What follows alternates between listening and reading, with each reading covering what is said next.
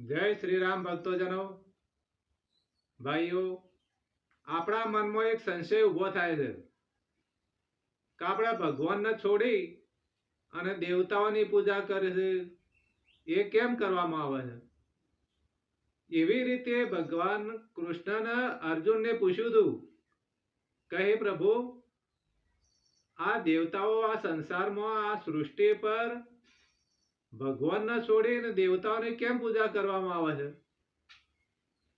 એટલે કૃષ્ણ ભગવાને જવાબ આપ્યો હતો કે કૃષ્ણ એ અર્જુન, આ સૃષ્ટિ ત્રિગુણાતીત છે. એટલે 3 ગુણના વશમાં છે. સત્વગુણ, રજોગુણ ને તમોગુણ. આ 3 ગુણોમાં આપણામાં જન્મ લઈએ ને એટલેથી આપણા આ 3 ગુણોમાં આવી જાય. એટલે પછી અર્જુને પૂછ્યું કે તને ભક્તિ કરવી હોય તો પહેલું ચરણ કયું? ભગવાન કૃષ્ણએ કીધેલું છે કે તમારી શ્રદ્ધા. પહેલું ચરણ તમારી શ્રદ્ધા.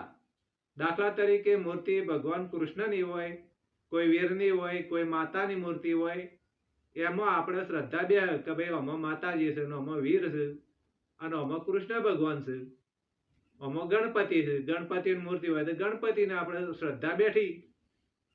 એટલે શ્રદ્ધા પ્રથમ ચરણ છે અને એમાંથી પણ વિશ્વાસનું બીજ અંકુર. વિશ્વાસ એટલે બીજ. બીજ ઉત્પન્ન થાય. એટલે વિશ્વાસનું બીજ વાવીએ એટલે અંકુર ફૂટે. અંકુર ફૂટ્યા પછી એને પોદા આવે.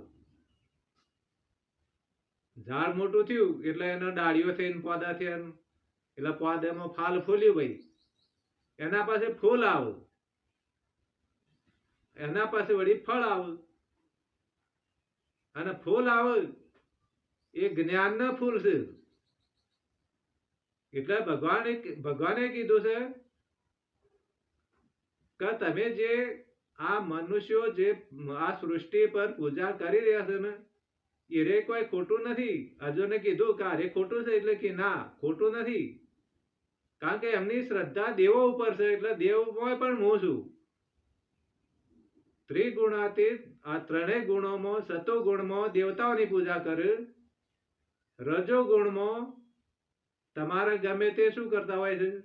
ગંધર્વની પૂજા કરતા હોય, પિતૃઓની પૂજા કરતા હોય. પછી રજોગુણ, તમોગુણ, પછી તમોગુણ આવ્યો. તમોગુણમાં તમારે શું? ભૂત પ્રેતની પૂજા કરતા હોય. એટલે જેવી માણસની શ્રદ્ધાથી વિશ્વાસ